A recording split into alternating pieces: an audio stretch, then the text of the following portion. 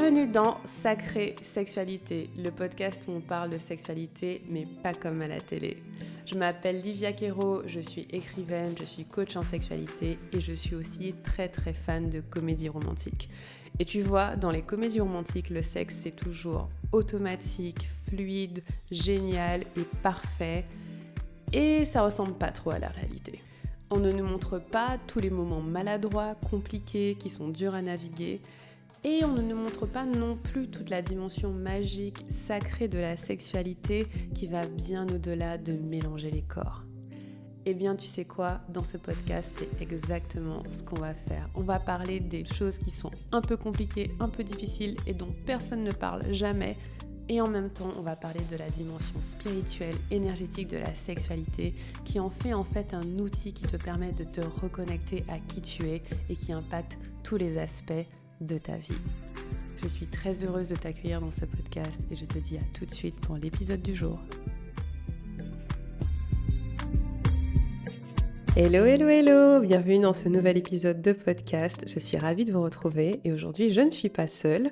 Je suis avec Marion qui est l'une de mes clientes dans Diva le Temple qui va nous raconter son histoire. Bienvenue Marion. Bonjour. Ravie de t'avoir parmi nous. Et aujourd'hui, Marion va nous dire un petit peu quel a été son processus de soins, d'expansion de plaisir, de tout ça. Donc, avant d'aller plus profond déjà, est-ce que tu peux nous raconter un peu qui tu es, comment est ta vie aujourd'hui, qu'on en sache un petit peu plus sur toi? Alors, je m'appelle Marion, j'ai eu 35 ans il y a quelques mois. J'ai une petite fille qui a 5 ans. Je suis célibataire. Et en fait, j'ai rencontré quelqu'un il y a 3 semaines avec qui on n'a pas tout à fait défini notre relation. Si ce n'est, on est juste d'accord que c'est exclusif.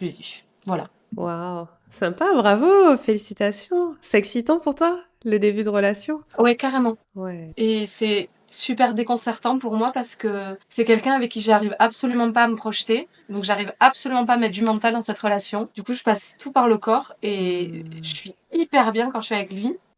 C'est très Waouh, déconcertant pour moi de juste savourer, quoi. trop bien. Ouais. C'est génial. Oui. De juste d'être dans le moment présent, c'est top. Surtout au début, 3 semaines. Profitez, quoi, carrément. Oui. Trop bien. Ouais, grave. Trop bien. Et du coup, là, ça fait combien de temps que t'es dans Diva, le temple? Je pense que ça va faire 1 an bientôt. Je pense que c'était décembre l'année dernière. Ok, super. Et donc, quand t'as rejoint en décembre, t'étais déjà séparée? Oui. Ok. Oui, ça fait 2 ans. Oui, ça fait 2 ans que je suis séparée, du coup, de ma dernière relation longue qui était le papa de ma fille. Ok, d'accord. Et du coup, qu'est-ce qui t'a donné envie de rejoindre un programme sur la sexualité sacrée? Qu'est-ce qui t'a attiré dans le programme et aussi chez moi qui a fait que t'as voulu faire ce travail ensemble? Alors, j'avais déjà expérimenté 2 programmes que tu as fait. Alors plutôt en replay, du coup, c'était les 22 jours pour plus d'argent. 30 jours pour plus d'argent, ouais. 30 J'avais fait un 30 jours, programme sur pardon. l'argent. Ouais. Et j'ai pris ma vie. Donc déjà, je savais Ouais. que l'énergie avec laquelle je travaillais, elle me convenait bien. Et la sexualité sacrée, c'est quelque chose que j'ai envie d'expérimenter depuis plusieurs années. Je pense que quand j'ai ma fille donc à 5 ans et quand j'ai été enceinte d'elle et quand j'ai accouché d'elle, j'ai découvert que j'étais vraiment une femme en fait. Je sais pas comment dire ça. Moi, j'ai commencé à être bien dans mon corps de femme à partir de ce moment-là, assumer que j'étais une femme, que le corps d'une femme c'était absolument formidable et extraordinaire et que mon corps était un temple. Donc ça vraiment ça a été mais acté en moi genre et je ne laisserai plus jamais quelqu'un faire quelque chose à mon corps que je ne veux pas qu'il fasse.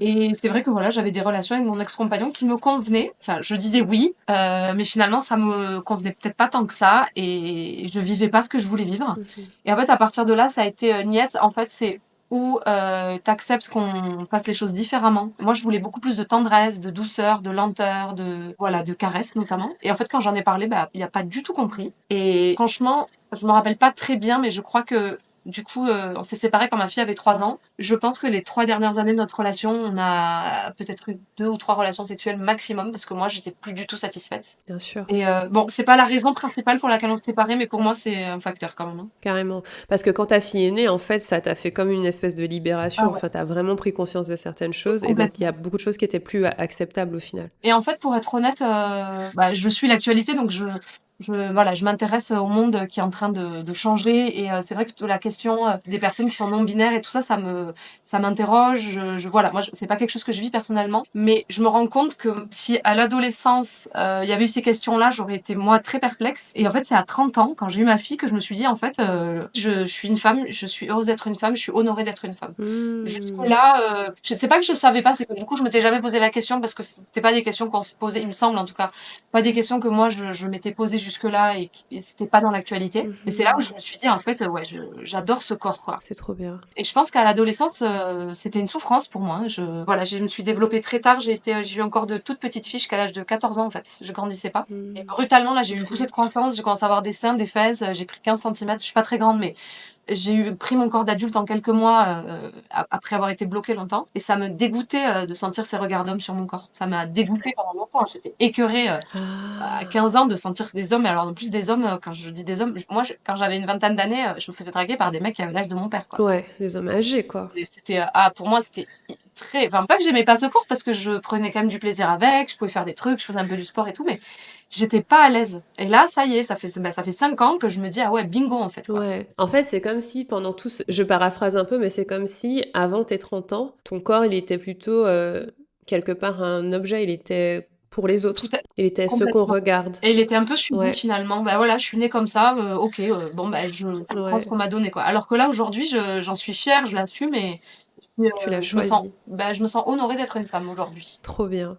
Avant ton accouchement, ça faisait combien de temps que tu étais en relation avec ton ex? Ça faisait 4 ans. Ça faisait 4 ans. Donc il y a eu 4 ans de relation, bébé, et puis là tu t'es dit, c'est terminé, Ouais, plus jamais. ouais, carrément. Cool. Et donc, ce que tu disais, c'est que tu as commencé à t'intéresser à la sexualité sacrée à ce moment-là, quelque chose de plus lent, de plus doux, déjà avant ta séparation. Donc, tu lui as fait les demandes, ça n'a pas fonctionné, donc tu t'es séparée. Et après, il s'est passé quoi? Après, il s'est passé quoi? Et ben après, alors dans ma vie, dans mes relations, notamment amoureuses, il s'est pas passé grand-chose parce que, en fait, j'arrivais pas à être complètement en relation avec moi. Maintenant, je le formule de façon hyper claire. À l'époque, c'était pas clair du tout. Je sentais qu'il y avait un truc qui coinçait et qu'il y avait quelque chose que je devais résoudre avec moi-même. Ouais. Voilà. Maintenant, là, ce que je vais dire, je le formule parce que je suis dans le programme depuis plusieurs mois et j'ai beaucoup plus de clarté. Ouais. Mais en fait, je sentais mes besoins, mais j'arrivais pas à les valider. Genre, je me disais toujours, oh ouais, ça va, t'es pas obligé d'en demander autant. J'avais un mal fou à les exprimer. Parce que moi, j'ai des difficultés de communication et ça, je pense que c'est la raison principale de notre séparation avec mon ex-compagnon. J'ai beaucoup de mal à exprimer sereinement et tranquillement une chose dont j'ai besoin. Mhm. Et quand j'exprimais, et ça m'arrive encore, hein, je travaille là-dessus en ce moment, une fois que j'ai réussi à l'identifier et à l'exprimer, à le faire respecter. En fait, moi, je vois que je fais encore ce truc de j'ai exprimé ma limite et du coup, l'autre la dépasse. Et là, Hmm. je me dis, ah ben non, ah ben d'accord, en fait, finalement, ma limite, elle est pas là, elle était beaucoup plus près, donc en fait, tu n'as pas dépassé ma limite. Euh, voilà, donc là, je chemine avec ça. Mais ça a été hyper clair pour moi quand on s'est séparés. J'ai pas du tout envie de rencontrer quelqu'un parce que j'ai un truc à gérer toute seule, quoi. Ouais, donc en fait, il y avait vraiment ce chemin de revenir à toi, de prendre soin de toi, de te reconnecter à toi. Et c'est ça qui a fait que tu as rejoint le Oui, programme. complètement. T'étais dans quel état d'esprit quand tu as rejoint, quand tu as dit OK, j'y go, j'appuie sur je m'inscris?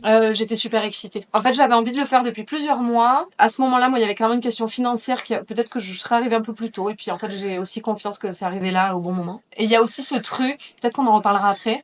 Moi, j'ai fait ça assez souvent dans ma vie, ce truc de ah ben je m'offre un programme ou je m'offre une formation et après du coup tout va aller bien quoi. Ah, Ah ben c'est bon, là j'ai pris ce cours d'astrologie sur Vénus et la Lune dans ma carte du ciel, donc je vais mieux comprendre mes relations et après tout va aller super bien dans ma vie. Genre c'est bon, j'ai acheté, c'est bon. ouais. Et là, je sens qu'au moment où j'ai dit oui à cette formation, c'est pas tout va aller bien, c'est oh punaise, je vais ouvrir une méga boîte à outils. Hmm. Et après, c'est moi qui vais faire le job. Hein. C'est ça. Euh, mais j'étais hyper excitée de m'empouvoirer comme ça, quoi. Trop bien. Et c'est intéressant ce que tu dis parce que je pense que, et tu me diras ce que tu en penses, il y a parfois c'est pas évident de sauter le pas parce que ça fait un peu peur des fois. Et aussi les gens parfois peur que ce soit trop, tu vois. Qu'est-ce qui a fait que tu as donné de la place à ça dans ta vie à ce moment-là?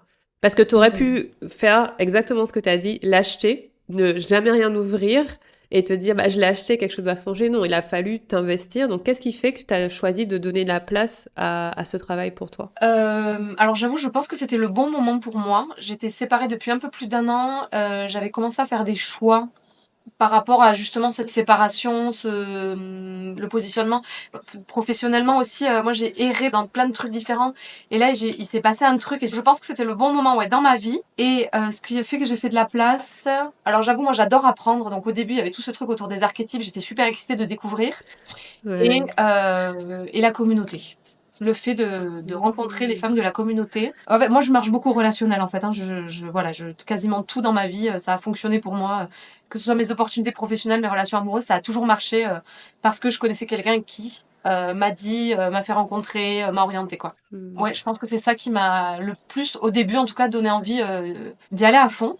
Et en fait, j'ai été à fond, je pense, pendant 3 mois. Alors moi, j'ai un peu en plus un syndrome de bonne élève. Ouais. Genre, bon, mais j'ai acheté le programme, alors donc chaque semaine, un module s'ouvre et je vais faire mon module. Ouais. Je pense que j'ai fait ça pendant 3 mois et en fait après, je pense que le travail a commencé vraiment, enfin je dis fort, c'était pas violent, mais j'ai senti que ça bougeait beaucoup et après pendant plusieurs mois, j'ai pas réouvert la plateforme. Par contre, je pensais à ce que j'avais appris et aux femmes de la communauté, mais presque, allez, peut-être pas tous les jours, mais plusieurs fois par semaine.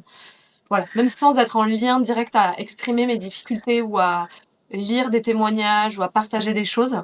Je sais pas, je savais qu'il y avait ce soutien-là quelque part et que je pouvais aller quand je voulais dans cet espace hyper safe pour moi, hyper sécurisant, hyper plein d'amour en fait. Ouais. Oh, je suis contente d'entendre ça. Parce que tu savais qu'il y avait une présence. Ouais, complètement. Ouais.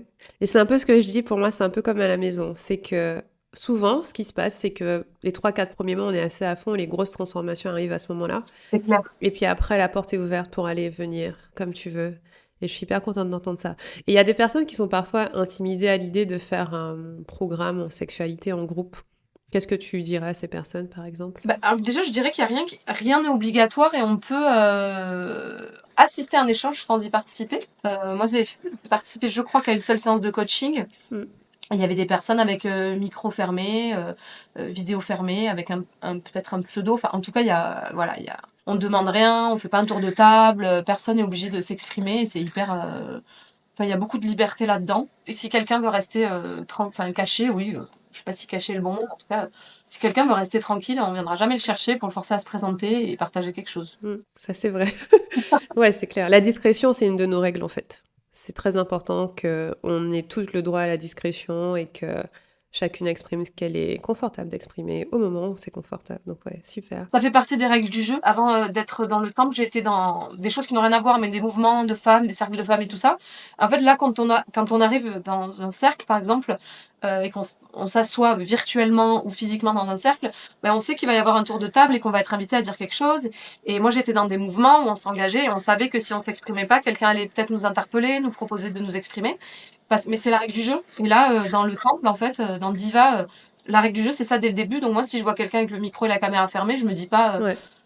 avec comment ça, elle se cache. Non, je sais que ça fait partie de la règle du jeu, de savoir peut-être que je vais m'exprimer et que en face, il y a une personne qui s'exprimera jamais et c'est ok. Ouais, c'est ça. C'est que c'est vrai que c'est pas un cercle. Dans Ouais, le sens tout où, à fait. en tout cas, à l'état là, on n'a pas de fonctionnement de cercle parce que le consentement est trop important. Et moi, j'aime ça aussi. Tu veux pas, tu Ouais. veux pas.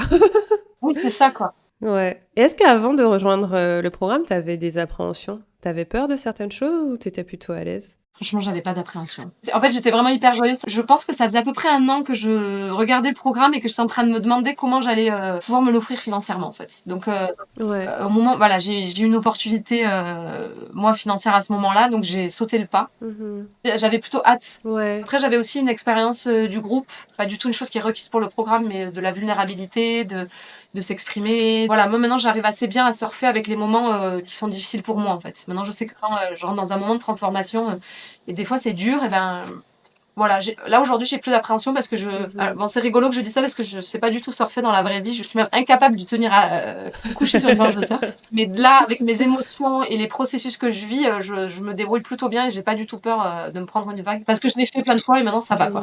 Tu veux dire ça par rapport à quoi, te prendre une vague? Dans quel contexte? Des fois, dans un processus de transformation, il se passe des choses auxquelles on s'attendait pas, et puis on pense qu'on va prendre un truc comme ça, et en fait, on est déséquilibré, ou en fait, ça se passe pas comme on voulait, et puis on se retrouve. Moi, je suis très très émotive, donc je suis pas en colère, moi, je suis enragée. Quand je suis triste, je suis en dépression. Enfin, je vis des choses hyper intensément, et comme je le sais, bah maintenant, quand ça m'arrive, je suis vachement plus capable de l'embrasser, quoi. Ouais. Et tu sens que le programme a réveillé certaines de ces émotions ou t'a aidé à naviguer ces émotions? Le programme m'a aidé à accepter que c'était OK d'être comme ça, en fait. Ouais. Je sens vraiment une des plus grandes choses sur lesquelles j'ai cheminé dans le programme, c'est OK, là où t'en es comme tu es. Je suis hyper exigeante en fait moi avec moi. Donc je suis toujours en train de me dire qu'en fait je vise l'Everest. Et du coup des fois je regarde le haut et je me dis mais en fait je vais jamais y arriver. Et en fait maintenant j'apprends du coup à regarder le chemin et à accepter qu'il y a des étapes. Et à me dire mais en fait c'est aussi OK où je suis et de regarder là où je suis. Mais en fait là j'ai déjà vachement fait plein de trucs et ça va quoi. Avant en fait je pense à que je suis hyper émotive, hyper sensible. Et avant, je me disais, oh mince, comment on se soigne de ça en fait? J'avais un peu ce truc de non, mais attends, c'est pas possible de vivre les trucs aussi forts, il faut que je résolve ça. Je vivais ça comme un problème. Maintenant, aujourd'hui, je me dis, bah en Ouais. fait, voilà, je sais qu'il y a des espaces où je peux exprimer ça. Là, au travail, je peux pas, par exemple. Voilà, je travaille dans une entreprise où il y a beaucoup de monde. Je veille en réunion à pas aller dans des endroits où je sais que moi, ça va déclencher par peut-être des larmes ou des émotions fortes parce que j'ai pas envie d'exprimer ça dans ces endroits-là. Mais maintenant, je me dis pas. Bon, c'est des choses qu'on m'a dites aussi. Hein, c'est en fait, le monde est trop dur, faut que tu t'endurcisses un peu, quoi. Tu vois? Ah. Attends, tu peux pas te balader avec ton cœur en bandoulière partout. Le monde est dur. Tu vois, moi, je déteste les films d'horreur. Je me sens hyper mal. Même un petit film d'horreur, je peux pas. Avant, j'ai quand même des gens autour de moi qui m'ont dit, bah ça va. Enfin, tu vois, force-toi un peu. Le monde est violent. Il faut aussi Oh, oh. ces émotions-là, tu vois. Maintenant, voilà, je suis vachement plus en paix avec qui je suis et comment je fonctionne aujourd'hui. Ok. Voilà, et je suis aussi heureuse grâce au problème d'apprendre à embrasser ces émotions et à réserver des moments qui sont safe pour moi. Par exemple, ça va être toute seule chez moi le soir, quand ma fille dort, où je vais gérer un truc qui a été compliqué dans la journée et je vais le déposer là. D'accord. Voilà. C'est super intéressant parce qu'en fait, ton hyper-émotivité, c'était vu comme un problème avant. Mais ouais, Puis là, tu réalises que c'est juste qui tu es et tu surfes aussi, quoi. complètement C'est quoi. top. Et tu parlais du fait que avant de rejoindre le programme, et c'était la raison de ta séparation, tu cherchais une sexualité un peu plus sacrée.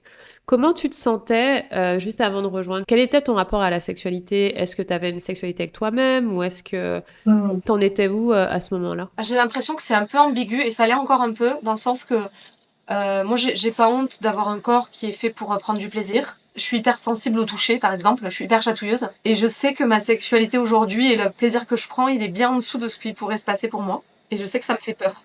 Je me rappelle avoir lu plus jeune des témoignages notamment de femmes qui disaient qu'elles s'étaient évanouies pendant un orgasme. Mhm. J'avoue que moi, rien que cette idée, ça me terrorise, en fait. Je me dis, ah ouais, mais genre, on peut vivre un truc tellement énorme qu'on perd conscience, même quelques secondes, quoi. Ça me Ouais. fait un peu flipper. Donc ça, je me suis pas autorisée à l'explorer. Maintenant, je sais qu'avant, c'était un truc un peu mystérieux et secret, et maintenant, Mhm. c'est plus sacré, dans la mesure où il y a un peu un truc secret pour moi c'est pas quelque chose dont je parle avec tout le monde, c'est mon espace intime, et un peu mystérieux aussi, parce qu'il y a des choses qui s'expliquent pas, mais c'est pas... Mhm.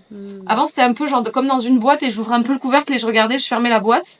Et maintenant, en fait, c'est dans un coffret de trésors et je le regarde quand je veux, mais c'est pas, je regarde pas ça en douce, un peu vite fait, quoi. Ouais. En fait, c'est comme si avant c'était tabou et maintenant c'est sacré. Oui, avant il y avait un peu du tabou et maintenant, mais enfin, je sais pas comment dire, je pense que dans le sacré il y a un peu du tabou dans la mesure où c'est pas un Oui. truc qu'on fait, dont on parle avec tout le monde. Oui. Il y a des espaces qui sont sacrés, il y a des lieux qui sont. Moi, j'avoue que je m'intéresse beaucoup aux espaces sacrés, quelle que soit la religion ou la spiritualité. Il y a des choses qu'on fait et qu'on ne fait pas dans des espaces sacrés. Pour moi, il y avait un peu ce côté interdit, honteux, peut-être. Peut-être. Ah, la honte. Parce que c'est vrai que tabou signifie Oui, sacré. c'est ça. C'est ça. Tu vois, ça veut dire la même chose, c'est juste que dans le langage commun, on l'a un peu changé. Oui, Mais c'était plutôt avant, il y avait une certaine honte à regarder. oui, tout à fait. Et maintenant, tu es passé à un côté plus sacré. Où, Tout bien à sûr, fait. tout n'est pas accessible à tout le monde, mais il y a plus, ouais, comme une appréciation, un honneur de ça. Tout à fait, ouais. Ok. Et ça se matérialise comment pour toi, dans ton corps ou dans ton quotidien? Ce passage de la honte au sacré. Je me semble que j'ai plus aménagé mon espace personnel qui est dans ma chambre comme un endroit un peu plus cocon et douillet où je prends plus soin de moi. Bon, après moi j'habite quand même à mi-temps avec une petite fille, donc il y a aussi des choses qui sont rangées soigneusement et c'est pas exposé, etc. Après, je pense que ce qui a beaucoup changé, c'est dans ma façon d'en parler. Alors moi, je vais être honnête, je suis quelqu'un d'assez, je sais pas si c'est le bon terme, je suis quelqu'un d'assez authentique dans la mesure où, en fait, quand je connecte avec quelqu'un, ma façon de connecter avec quelqu'un, c'est quand même de partager des choses qui sont importantes pour moi Ah, et que certaines personnes jugent peut-être trop intime, je sais pas. En tout cas, moi, par exemple, ça, alors pas ma sexualité personnelle, mais parler de sexualité, parler de sacré, mhm. parler de relations, parler d'abus, parler, tout ça, c'est des choses dont maintenant j'arrive à parler. Et là, j'ai une nouvelle collègue au boulot avec qui ça se passe bien. Et l'autre jour à table, moi, j'ai parlé de ça. Voilà, je sais que c'est ma façon de faire du lien avec quelqu'un et de savoir. Enfin, je sais pas, je fais pas ça pour juger si ces gens vont rentrer dans mon espace de confiance ou pas, hein. Ouais. C'est juste ma façon de créer du lien et je sens qu'il y a des gens qui adhèrent pas et je sais qu'avec eux j'aurai une relation superficielle et c'est ok. Mais en tout cas, pour que quelqu'un rentre dans une vraie relation avec quelqu'un, je vais parler de sujets importants et ça, c'est devenu un des sujets importants. Pour toi. Avant, je parlais d'autres choses. Maintenant, je vais parler de ça. Ouais. Voilà, je vais parler de ça. En fait, c'est intéressant parce qu'avant, il y avait ce côté honteux, mais tu avais ce désir de sacré. Oui. C'était devenu clair. Et maintenant que c'est devenu quelque chose de sacré, c'est devenu un sujet important pour toi. Oui. Et donc, quand tu es en interaction avec quelqu'un, tu as besoin que ce sujet puisse être abordé. Trop intéressant. Parce que c'est un sujet pour connecter à toi intimement, en fait. Tout à fait. Ouais. Sans que ce soit ta propre sexualité, mais la sexualité en général. Oui, complètement. C'est super intéressant parce que c'est un retour que j'ai eu de plusieurs des clientes, le fait de parler plus librement de sexualité et même de ce qui est beau dedans et de ce qui est difficile dedans, que ce soit plus interdit, en fait. Oui. Ouais. Trop intéressant. Et tu dirais que pour toi, personnellement, quelle était la plus grande transformation en faisant le programme? Qu'est-ce qui a changé, peut-être en interne et aussi dans la matière, dans ta vie physiquement qu'on pourrait toucher? Carrément. Ben, c'est un peu ce que j'évoquais au début, mais c'est clairement toutes ces histoires autour des limites et des besoins, en fait, et de ce qui est juste ou pas pour moi. En fait, avant, bon, je sais qu'il y a beaucoup de gens qui sont dans mon cas. Je suis pas du tout unique, mais je suis vraiment un grand exemple de people pleaser, quoi. Moi, j'ai besoin de faire plaisir aux gens. J'avais déjà percuté de plein de trucs où je m'étais laissé abuser, où j'avais fait des choses en me disant que c'était ok, en me rendant compte que c'était pas ok. Mais alors le programme, ça m'a fait une espèce de focus lumineux. Enfin, j'ai vraiment vu des highlights, quoi, des points de lumière sur des trucs où je me suis dit, ah ouais, là, énorme abus. Là, j'ai fait ça, c'est quand même dingue que j'ai laissé faire ça. Enfin, ça m'a vachement permis de me rendre compte, toi, à tous les endroits de ma vie où je laissais faire des trucs qui étaient pas du tout ok pour moi. Mais comme j'aime pas mettre les gens mal à l'aise, ben, je préférais me mettre mal à l'aise moi. Ah ouais, je comprends carrément. Donc ça m'a permis d'abord de les identifier, mais avec vraiment le laser, quoi. Là maintenant, je les vois et tout de suite. Alors du coup, ça a été un peu difficile à gérer au début parce que à la fois je les voyais, mais du coup, j'arrivais pas trop à dealer avec parce que j'ai pas switché en un jour je fais plaisir aux gens et je les mets à l'aise à je m'écoute et je respecte moi. Même je suis encore en chemin là. Oui. Donc ça a été hyper dur. Au début, je les voyais parce que je pense qu'avant, peut-être je le pressentais, mais je préférais un peu me cacher la vérité parce que du coup, c'était un peu douloureux finalement. Ah, au début, quand j'ai vu, j'ai fait ah ouais, en fait, je fais des trucs dégueulasses à mon propre corps, quoi. Je m'impose des trucs, c'est dingue, quoi.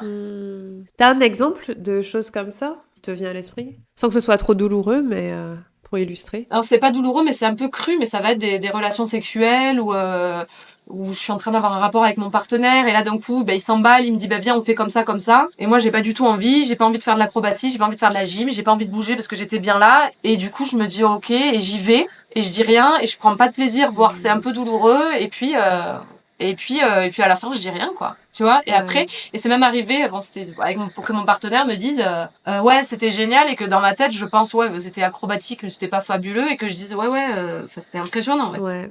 C'est chiant. Que ça voilà. Et ça, aujourd'hui, pour moi, là, maintenant, je sais que c'est impossible. C'est impossible. Ouais, ça. Et là, aujourd'hui, ça ressemblerait à quoi si ton partenaire te proposait quelque chose et que tu voulais pas, comment tu réagirais? Bah, du coup, là, ça m'est arrivé et du coup, c'est non. Ok. Non, je dis ça, en plus, c'est pas vrai. Je suis quand même jamais aussi frontale que ça parce que c'est hyper important pour moi aussi de prendre soin de l'autre. Mais du coup, là, par exemple, ça m'est arrivé et j'ai dit ah ben non, mais moi, je suis vachement bien comme ça, en fait. Donc, si tu veux bien, on continue comme ça. Ok. Voilà. En fait, déjà, rien que le dire, en fait. Donc, pas de dire à l'autre non, hors de question. Je suis jamais brutale, je sais pas m'imposer en fait. Mais du coup, j'ai dit et ça c'était ma façon à moi qui me ressemble, j'ai dit gentiment non, non là j'aime bien comme ça. Ouais, mais c'est s'imposer aussi hein. En douceur, mais tu prends ta place. Tu vois? Peut-être que j'imagine que s'imposer c'est beaucoup plus franc. Peut-être que j'ai un peu du mal avec la franchise. Des fois je suis pas quelqu'un d'hyper franc tout le temps, pas souvent même en général. Quand un truc me dérange, je vais être vachement dans du conditionnel, dans de l'hypothétique, dans du... Ouais, tu vas arrondir un peu les angles. J'arrondis même carrément beaucoup les angles, ouais. Je vais un peu tout... Mais là, en sexualité, t'as juste exprimé « Non, moi, je suis bien comme ça. » Ouais. Et ça, c'est bien parce que c'est pas frontal, c'est juste tu le dis. Oui. Alors que c'est pas un truc de ouf, hein, c'est pas un truc qui serait gravissime. Non, c'est clair. On va juste se taire en se disant on veut même pas déranger un tout petit peu. Tu vois, alors que c'est un truc qui est en train de se passer avec notre corps. Alors que juste dire ah non, en fait, moi j'aimais bien comme ça, bah c'est ton besoin, c'est ta limite, c'est top, tu vois. Tout à fait. Et en plus, alors moi, ce que je trouve génial, c'est que, tu vois, c'est pas comme si j'avais répété, quoi. C'est pas comme si je m'étais coachée en me disant la prochaine fois que ça m'arrive, je réagis comme ça, comme ça, comme ça. C'est juste que avant, j'y arrivais pas. Et là, j'y arrive, en fait. Je sais pas comment dire ça. Maintenant, c'est évident pour moi que je suis capable de dire, ah ouais, non, pas comme ça, en fait. Super. Qu'est-ce qui, selon toi, t'a aidé à en arriver là? Peut-être dans le programme ou dans des pratiques que tu as faites ou des exercices. Concrètement, moi, c'est le travail avec les archétypes. Moi, j'aime beaucoup travailler avec les archétypes. J'avais déjà fait avec tu vois, des figures de la mythologie grecque, les signes du zodiaque, tout ça. Et moi, les archétypes du programme, et notamment du coup, la graine d'âme et la gardienne de la porte, donc les deux premiers. Ouais. C'est en fait moi le fait de les visualiser en fait, je sens que ça fait vachement travailler alors j'utilise des termes que je connais pas parce que j'ai pas fait d'études de psy, mais mon psychisme, en fait, ça va faire travailler mon inconscient. Ouais. Je sens que je visualise une image, j'imagine que je ferme une porte ou que je l'ouvre, je fais même des exercices corporels, j'ai ma tête qui turbine en me disant mais qu'est-ce que t'es en train de faire là? C'est pas grave, je le fais quand même parce que je sais qu'il se passe quelque chose ailleurs, que je contrôle pas, mais que je suis en train d'envoyer un message positif à cet endroit auquel j'ai pas forcément l'impression d'avoir accès volontairement en tout cas. C'est pas ma tête qui parle à cet endroit en lui envoyant des consignes, mais du coup de visualiser, c'est ça en fait. Je pense que ça m'a beaucoup aidé. Trop bien. Et ouais, d'imaginer des limites quoi. Je vais expliquer pour les gens qui nous écoutent, parce que c'est exactement ce que tu dis. Avec les archétypes, on touche à l'imaginaire et l'inconscient, et on le relie au corps. Et donc ça permet de soigner sans passer trop par la tête. Et les archétypes qu'on utilise, ce sont des archétypes de résolution des traumas. Et en fait, à chaque archétype, on va avoir ce qu'on appelle une empreinte traumatique. Donc, quel est le trauma associé? Donc, les deux premiers dont tu as parlé, c'est la négligence, mes besoins ne sont pas remplis, et le fait que les limites soient dépassées. C'est l'exploitation, en gros. Mais bon, les limites sont dépassées. Et en fait, on va regarder quel est le chemin pour aller vers ce qu'on appelle l'essence, qui est l'endroit où il n'y a plus de trauma. Et donc, en travaillant sur chaque archétype, on fait un chemin de résolution des traumas où on passe de « il y avait une empreinte, il y avait un trauma » à « maintenant, je suis dans mon essence ». Et l'essence du premier, la graine d'âme, c'est le fait que je compte, je suis importante, mes besoins sont importants. Et le deuxième, la gardienne de la porte, c'est la souveraineté. Mon corps compte, mes limites comptent. C'est mon corps, c'est mon espace, entre guillemets. C'est les deux archétypes avec lesquels on travaille le plus. Et donc voilà, ça permet ce processus. Super intéressant et je suis super contente que ça t'ait aidé et qu'aujourd'hui, en fait, ce que tu dis, c'est trop bien, c'est que c'est intégré. T'as pas à réfléchir, à mettre ça en œuvre. Et ça, c'est un truc que j'aime beaucoup avec ce travail, c'est que c'est pas pareil que quand on donne des techniques ou des pratiques où il faut s'entraîner et tout. Ça change au niveau du corps. Et donc, ça devient fluide. Mais carrément. Et je pense que j'ai senti intuitivement que c'était puissant. Parce qu'en fait, au début, donc je disais, j'ai fait 3 mois le programme à fond. Et j'ai pas arrêté brutalement, mais il y a eu un moment où j'y allais plus. Et j'ai ma petite voix, mon petit juge intérieur qui commençait à me dire, bah Marion, au prix où t'as payé, tu ferais quand même mieux d'y retourner et à me gronder, quoi. Bon, maintenant, cette voix, je la connais, donc j'avoue, j'arrive à un peu la mettre de côté, pas toujours. Mais bon. Et puis les choses se sont passées, et là, il y a quelques semaines, j'ai repensé. Et là, je sens que par exemple, j'ai envie de replonger dans des autres archétypes. Et là, j'en ai identifié 2 avec lesquels j'ai envie de travailler.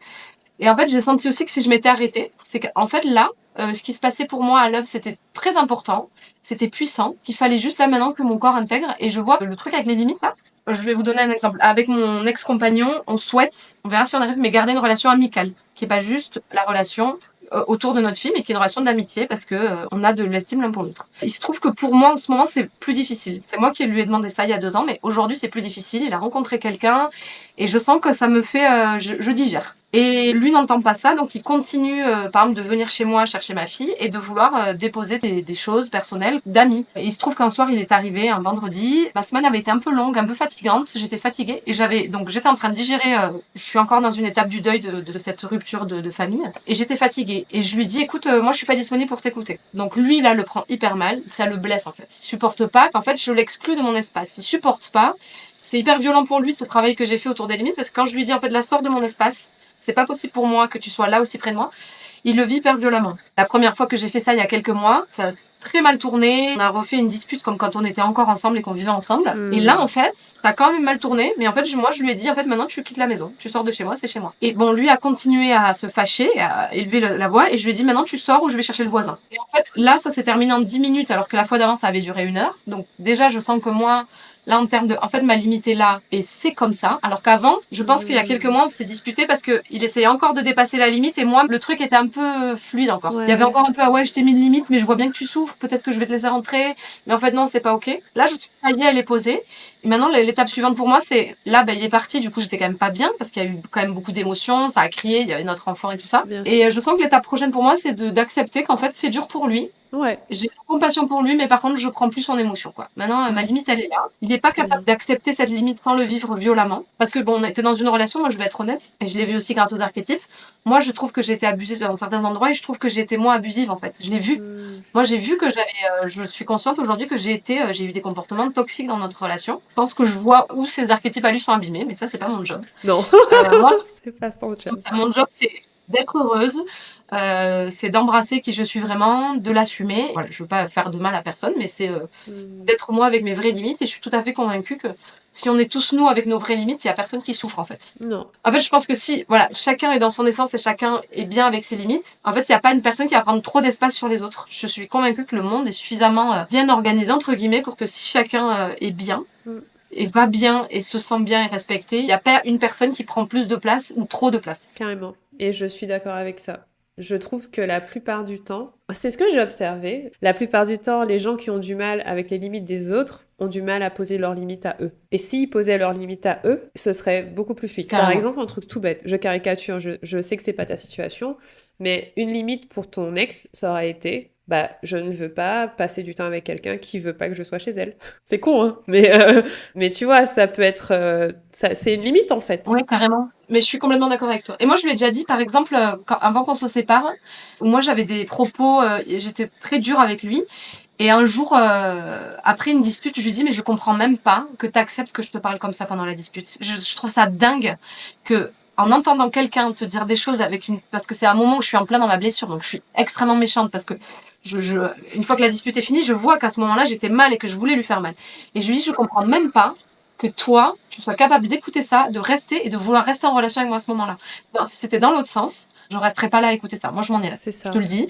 Et là, aujourd'hui, toi, t'es pas capable de t'écarter d'une situation qui te nuit. Ouais, tu vois, et c'est ça, quand tu parlais tout à l'heure du fait que tu as observé des endroits où tous les deux, la relation était toxique pour tous les deux. En fait, les relations toxiques, c'est toujours une dynamique. Tu vois, c'est toujours une dynamique. Et le fait est que quand l'un des deux commence à placer ses limites, et donc à revenir dans sa souveraineté, un peu comme tu fais, ben, il y a l'espoir que la relation soit moins toxique. Par exemple, dans ce que vous faites là, dans votre coparentalité, le fait que tu places tes limites, ça va le chercher et ça le déclenche peut-être.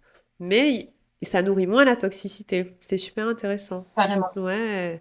Ah, j'ai plein de questions qui me viennent en tête. Parce que je me dis, je pense à tous les people pleasers qui nous écoutent parce que j'en fais un peu partie. Et je me dis, en tant que personne qui avait tendance à vraiment faire passer les autres en premier et à les ménager, comment tu as géré l'éventuelle culpabilité qu'il peut y avoir avec ça? Parce que je sais que des fois on se sent un peu coupable de se faire passer en premier. Maintenant que tu en es à ce stade où c'est plus posé, ancré en toi, est-ce que tu as senti un truc bouger par rapport à ça? C'est pas dur de répondre à cette question, mais du coup, je suis étonnée parce que j'avais pas réfléchi. Pour le coup, c'est fluide. Et à part donc dans cette relation avec mon ex-compagnon qui est compliquée parce que je pense aussi qu'on est deux dépendants affectifs, donc on dépendait l'un de l'autre. Et moi, maintenant que je mets en place une nouvelle dynamique, eh ben il y a un truc qui bouge. Mais globalement, dans les autres endroits de ma vie, en fait, c'est hyper fluide pour moi. C'est pas du tout souffrant. En tout cas, en tant que personne qui a besoin que les autres, les personnes qu'elle aime, soient bien aussi pour aller bien, ça va en fait. J'ai une relation aussi avec ma maman qui est parfois difficile parce que on s'aime toutes les deux, mais on n'arrive pas à se le dire et du coup, comme on a du mal à communiquer sur ce qui est difficile pour nous, on le fait pas. Et du coup, bah, des fois, ça abîme la relation. Aujourd'hui, il y a des choses que j'arrive à dire beaucoup plus sereinement qu'avant. Ouais. Et ça, je sais pas comment dire, ça me coûte même pas en fait. Je sens qu'il y a un truc à l'intérieur de moi qui s'est posé, apaisé, qui est clair, qui est réparé. Je sens qu'il y a vraiment, il y a encore du chemin, mais il y a des endroits où c'est réparé. Maintenant, je dis voilà, maman, ça c'est, voilà. Ça, c'est ma vérité, c'est comme ça. C'est pas souffrant. Je pense pas que ça lui fasse du mal. Enfin, ça lui fait pas plus de mal qu'avant quand j'exprimais les choses différemment ou quoi. Ouais. Et pour moi, c'est fluide. C'est trop bien parce qu'en fait, j'adore entendre ça parce que c'est ce que j'aime dans ce travail, c'est le fait que la charge émotionnelle, elle s'en va en fait. Ouais. Tu sais qu'un truc qui arrive souvent, c'est qu'on oublie comment c'était avant. J'observe ça avec mes clientes. Mais non, mais c'est ça. C'est que moi, je vois le processus et tout. Et puis je dis, mais tu te rappelles pas comment c'était? Et en fait, on s'en souvient pas parce qu'il y a plus la Et charge. c'est ça. Tu vois, je t'ai parlé de culpabilité, en fait, t'étais là, mais Mais c'est vrai, mais en même temps. Et en fait, ce qui est trop intéressant, et j'ai envie de pointer ça pour les gens qui nous écoutent, c'est que des fois, il y a des choses dans notre quotidien qui semblent tellement lourdes et compliquées et difficiles, on se dit jamais de la vie, je vais m'en sortir. Genre, dépendance affective, relation toxique, people pleasing, mais attends. Limite, on se dit, c'est comme ça que je suis. Et en Complètement, fait, en tu réalises fait. que non, pas du tout. C'est des choses à résoudre et des choses qui peuvent ne plus faire partie de ton quotidien, mais au point où tu n'y penses même pas, quoi. Oui, Et oui. ouais, j'adore parce que vraiment passer par pour moi, c'est vraiment la beauté de passer par le corps, s'écouter. Tu laisses partir tellement de choses qui ne sont pas toi finalement. Tu n'es pas la dépendance affective, hein. C'est juste un comportement qui peut se transformer en douceur, quoi. Trop bien.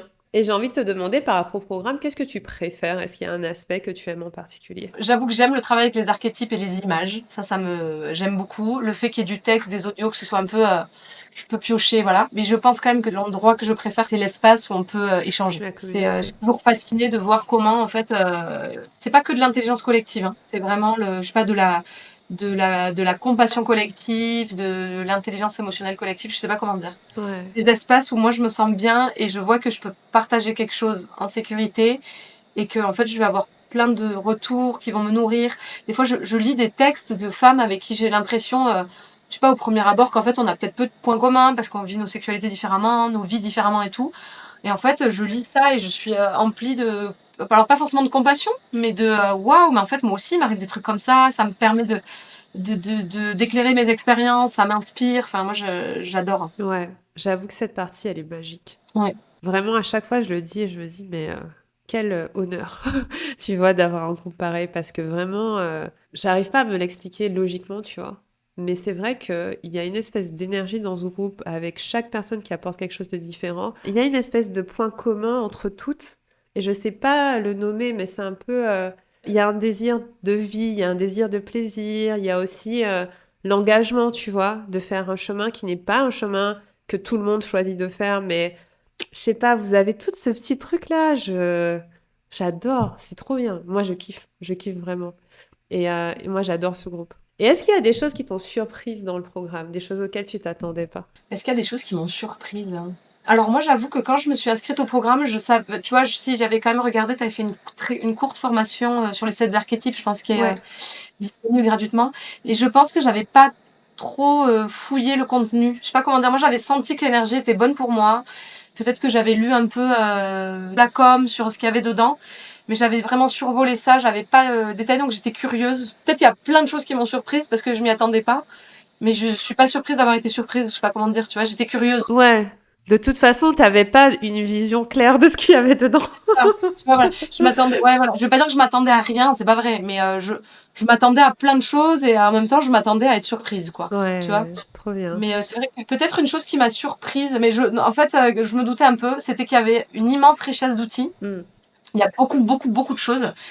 C'est rigolo parce qu'au début, ça m'a fait un peu paniquer parce que ma tête encore, et puis le truc de la bonne élève, quoi. Il faut que je fasse, maintenant, je me suis inscrite, je dois faire mes exercices. Ouais, Et en fait, j'ai très vite vu les limites, que ça allait pas être possible. Et du coup, ça m'a obligée à lâcher ce truc de tout faire, ouais, du coup, d'aller à ce qui était juste pour moi. Et ça, c'est génial parce que du coup, j'ai arrêté de passer par ma tête, là. Et j'y vais maintenant plus avec le cœur, l'intuition. Dans le programme, on peut aussi demander des conseils en posant une problématique. Toi, par exemple, va suggérer un outil précis. c'est ça. Et ça, c'est hyper précieux. Voilà, d'être guidé dans l'espace parce que je sais pas comment décrire l'espace, mais c'est vraiment, ouais, comme si on rentrait dans des espèces de.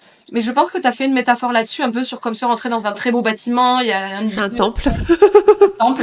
un C'est grand un temple temple. avec une bibliothèque, il y a un espace de discussion, il y a un café, en fait, il y a plein d'endroits. Et ben ouais, mais quand on rentre dans un endroit aussi beau, en fait, peut-être qu'on voudrait tout visiter, Hmm. mais ça va pas être possible de tout visiter d'un coup parce qu'en fait, il y a des choses tellement précieuses à aller chercher à certains endroits qu'il faut s'attarder à certains C'est endroits, quoi. ça, faut choisir. Et c'est pour ça que l'accès est illimité aussi. C'est qu'il n'y a pas durée de temps.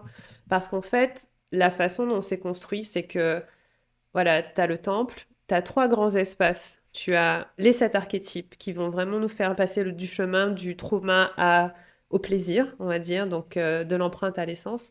Tu as Mmh. du trauma à la joie, qui est notre programme sur les traumas de façon un peu fondatrice. Et il y a le programme que sur le plaisir, les 8 portes. Et donc, la plupart du temps, on va commencer par les fondations sur le trauma, puis les 8 portes. Sauf que dans les faits, chaque personne est différente. Donc tout est là, les outils sont là, on a aussi des pratiques chaque semaine, mais moi je pars pas du principe que ce chemin c'est celui que chaque personne va suivre. Je pars du principe que chaque personne va faire un chemin différent, mais que ce qui est nécessaire est là. Oui, tout à Tu fait. vois? Et donc, en fait, et c'est pour ça que je dis tout le temps de ne pas hésiter à demander de l'aide, à m'utiliser, à poser des questions, parce qu'en fait, selon la problématique de chacun, on peut te diriger vers, OK, tu fais ça, tu fais ça, tu fais ça. Tout est dispo, mais ce n'est pas à l'école. Tu vois, et ça, c'est un truc que je répète tout le temps, c'est pas à l'école. Pourquoi? Parce que ça fonctionnerait pas si c'était à l'école. Parce que chaque personne est différente, chaque personne a un corps différent, une histoire différente, un vécu différent. Et donc, c'est un programme de groupe, mais qui est personnalisé. Et je sais que c'est pas facile à comprendre de l'extérieur. Parce qu'on se dit, ouais, il y a plein, je dois tout faire. Non, ça fonctionne pas comme ça. Et tu ne vas rien louper si tu ne fais pas tout. Parce que tu vas faire ton chemin. Tu vas faire tes étapes. Tu vois, il y a certaines personnes dans le programme qui le prennent par des bouts complètement différents. Toi, tu l'as pris par le bout des archétypes. Il y en a qui le prennent que par le bout du plaisir. Qui font que les modules sexo, regardent pas du tout les traumas et c'est leur chemin. Et puis après, peut-être un jour, elles se disent, ah tiens, je suis curieuse de ça. Il y a le temps. Mais sur les 3-4 premiers mois, en fait, tu es venu pour quelque chose. On va le régler le plus vite possible sur ces mois-là. Et après, tu te balades, il n'y a pas de souci. Tu vois. Mais ça, je sais que de l'extérieur, c'est pas évident. C'est pour ça qu'il y a la métaphore du temple et tout, mais je ferai de mon mieux pour l'expliquer encore et encore que voilà, c'est ton chemin, tu choisis et tu es toujours guidé. Je réponds à tous les messages. Je regarde mon appli de groupe plus que Instagram. Ah, trop bien. Ah, en tout cas, ouais, je suis contente que tu trouves toutes les ressources dont tu as besoin. Et à qui tu recommanderais ce programme, maintenant que tu es dedans depuis presque un an? Waouh! Mais en fait, j'ai envie de dire à tout le monde, est-ce que cette réponse est recevable? En fait, je trouve qu'il s'adresse à tellement de personnes différentes. Par exemple. Bah, des personnes déjà qui ont vécu des abus. Mais en fait, globalement, moi maintenant, ce que je comprends, c'est qu'en fait, on est dans une structure qui nous invite à vivre et être dans l'abus dans notre société.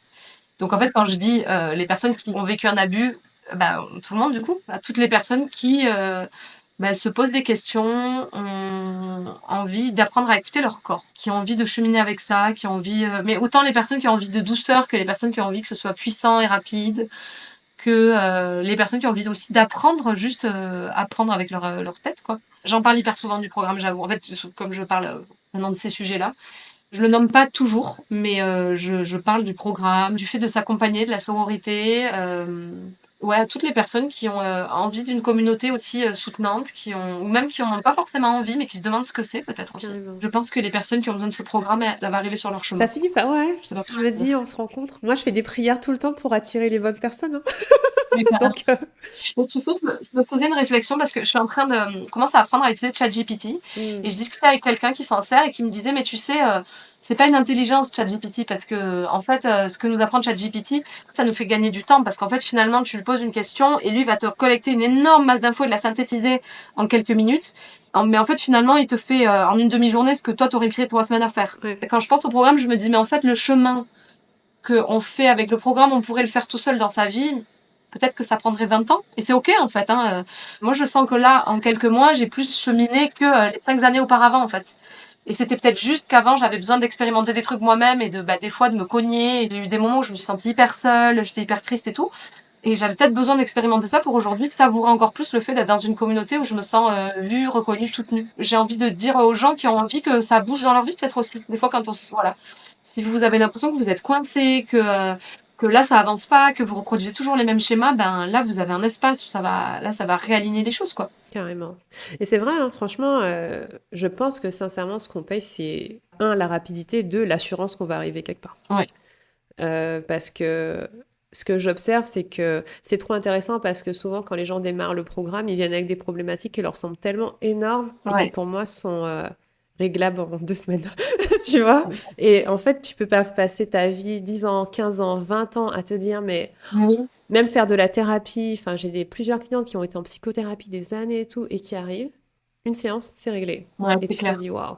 Et pour moi, c'est ça qui justifie l'investissement d'ailleurs. Parce que tu gagnes du temps, tu gagnes de l'énergie. Ouais, et en fait, ce que je dis souvent, tu vois, tu parles de ChatGPT, mais moi, je suis passionnée de ce sujet. C'est-à-dire que tout ce que j'étudie, c'est des trucs que t'as pas étudié. Sur la sexualité, les traumas, enfin, j'adore tout ce qui passe par le corps, le plaisir, le soin, c'est vraiment mon dada. Et donc, Tout ce que je passe comme temps à étudier, vous n'avez pas besoin de le faire. Tout ce que je paye pour étudier, vous n'avez pas besoin de le payer. Parce que j'adore ça.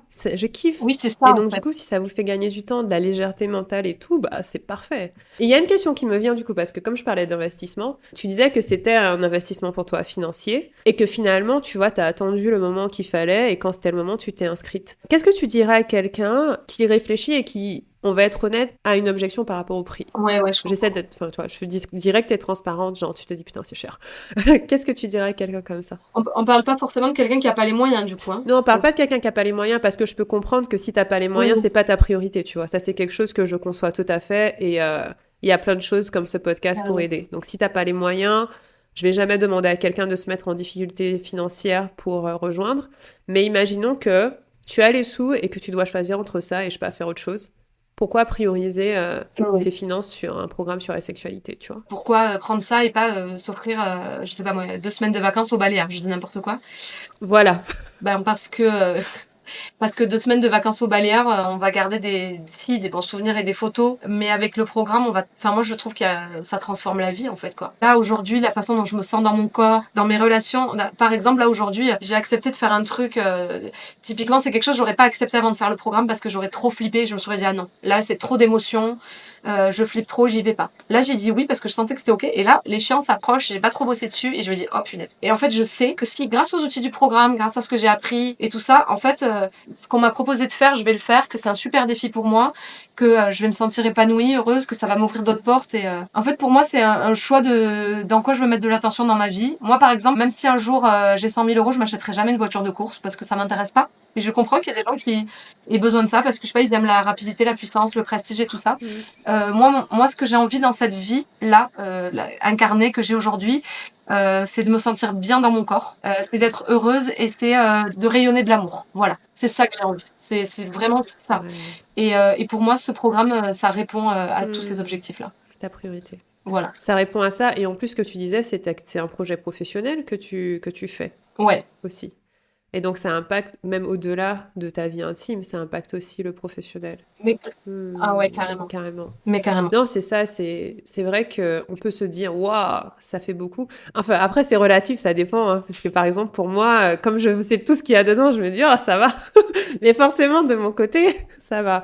Mais je peux comprendre que quelqu'un qui, par exemple, n'a jamais investi dans un programme, n'a jamais fait ce genre de choix, se dit, waouh, c'est quand même un pas.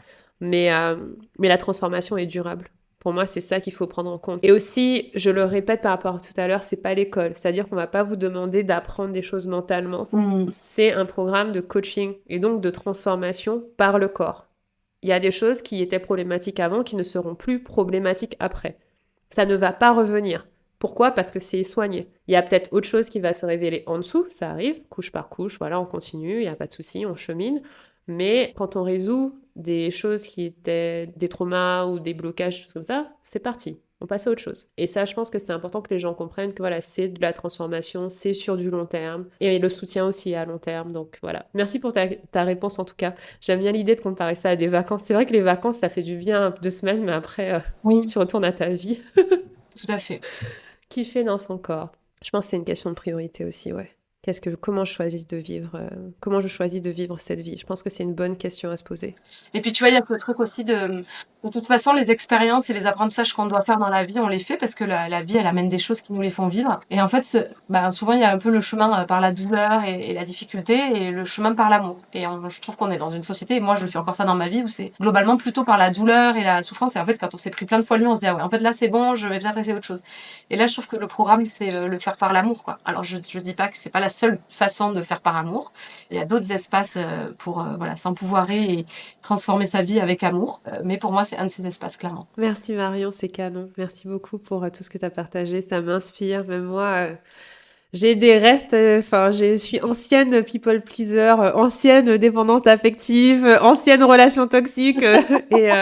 Et j'aime trop t'entendre parce que je me dis que ça va parler à tellement de gens qui peut-être sont dans ton état avant, dans mon état avant, et qui peuvent se dire, ok, c'est possible, c'est pas mon identité, quelque chose d'autre est possible et peut se transformer. Donc, merci à toi. Est-ce qu'il y a une dernière chose que tu voudrais partager avant qu'on se laisse? Non, je crois que j'ai dit tout ce que j'avais envie de partager. Merci en tout cas, c'était un plaisir de te parler. Merci pour ta présence dans le programme. Et j'ai trop hâte de voir comment tu évolues, comment ça évolue pour toi. Merci beaucoup, Olivia. Plaisir partagé. Avec plaisir. Et cette nouvelle relation aussi, Grave. garde l'œil. Merci, Voilà. Livia. Vraiment hyper étonnant pour moi parce que ma tête, sur le papier, ça, je sais pas quoi, sur le papier, ça marche pas. La copine, grâce à laquelle on s'est rencontrés, me dit, mais j'aurais pas mis un copec, mais en fait, maintenant que je vous vois tous les deux, c'est évident. Mais peut-être que c'est juste pour 6 mois et que c'est juste ce dont j'ai besoin maintenant, mais c'est juste là, en termes de... J'avoue, on n'en a même pas parlé, mais c'est vrai que ce que tu disais au début sur le fait que dans cette relation, tu te sens dans ton corps. Mm. Allez, je prends 1 minute de ton temps supplémentaire après en clôture. Ok. Qu'est-ce que tu sens dans ton corps qui est différent maintenant que dans ta relation d'avant, par exemple? Est-ce que tu arrives à sentir qu'est-ce qui a bougé en toi qui fait que maintenant tu es dans cette relation où c'est fluide, où tu te sens bien? Là, je sens pas, ça va être vraiment, moi, dans mon corps, c'est au niveau du cœur, où avant, j'avoue que j'ai mon cœur se serrait et je me demandais toujours, est-ce que ça va, est-ce que, bon, et puis j'ai eu une autre relation l'an dernier qui a pas duré longtemps, mais il y avait ce truc où je me sentais pas à l'aise parce que fallait que je fasse gaffe, quoi. Je faisais gaffe à ce que je disais, tout ça. Là, je me sens bien, en fait. Je sais même, c'est pas que j'arrive pas à dire comment je me sens dans mon corps, mais je vais pas dire que je sens rien, c'est faux. Mais quand ça va pas, je le sens tout de suite et je me dis, ah ouais, là, il y a un truc qui bloque. Et là, je me pose pas la question parce qu'en fait, comme je me sens bien, c'est fluide et du coup, je suis là, quoi. Trop bien. Comment tu gères quand ça frotte entre vous? Quand, par exemple, je sais pas si en 3 semaines, vous avez déjà eu des petites tensions, mais comment tu gères quand tout n'est pas parfaitement lisse? Est-ce que tu sens que c'est différent d'avant? Ouais, parce que là, en fait, j'arrive à le dire. Du coup, quand je sens que ça frotte et que j'ai envie de le dire, je me dis pas, ah ouais, mince, et alors, si je le dis, en fait, je me pose pas toutes ces questions que je me posais avant de, est-ce que ça met la relation en danger, et puis ci, et puis ça. En fait, juste là, je me dis, bon, est-ce que c'est important que je le dise maintenant? Est-ce que c'est un truc que je peux gérer toute seule? Là, je me découpe, mais ça se passe beaucoup plus vite dans ma tête, quoi. C'est, bon, est-ce que c'est maintenant ou pas vraiment nécessaire? Bon, c'est maintenant, je le dis. Ouais. Ouais, c'est ça. Mais après, je me rends compte en parlant qu'il y a une fluidité. Avant, je commençais à scanner le truc, analyser, et me demander si c'était vraiment important parce que comme ça me gênait de le dire, j'essayais de chercher une excuse pour pas le dire, en fait. Ah, J'essayais de me intéressant. dire, ah, peut-être que bon, bah, en fait, est-ce que c'est vraiment nécessaire? Est-ce que vraiment ma limite a été dépassée? Est-ce que, en fait, j'étais pas un peu fatiguée? Et là, c'est Ouais. pas du tout ça, quoi. Là, peut-être, je vais juste me dire, bon, est-ce que là, c'est nécessaire de titiller là aussi? Enfin, voilà, ça va hyper vite, genre, important, pas important. Important, je le dis, pas important, je laisse. Ok. C'est intéressant parce que ça te rend plus authentique aussi. Ah, mais carrément. Ça te rend plus vrai. Tu dis la vérité. Beaucoup plus spontané, quoi. Ouais, plus spontané. Ouais. J'adore. Bon, j'attends la suite. J'ai hâte. Pour une nuit ou pour une vie, comme je dis, peu importe. Mais en tout cas, trop contente pour toi. Et merci tellement d'avoir pris ce temps pour parler avec nous. Je suis trop heureuse de voir comment ça évolue pour toi. Hâte qu'on échange et hâte que tu nous tiennes au courant. En tout cas, pour vous qui nous avez écoutés, j'espère que ça vous a plu, que cette conversation vous a intéressé. N'hésitez pas à me faire un petit mot sur Instagram pour me dire comment c'était pour vous d'écouter cet épisode. Et je vous dis à très bientôt pour un prochain. Salut! Au revoir.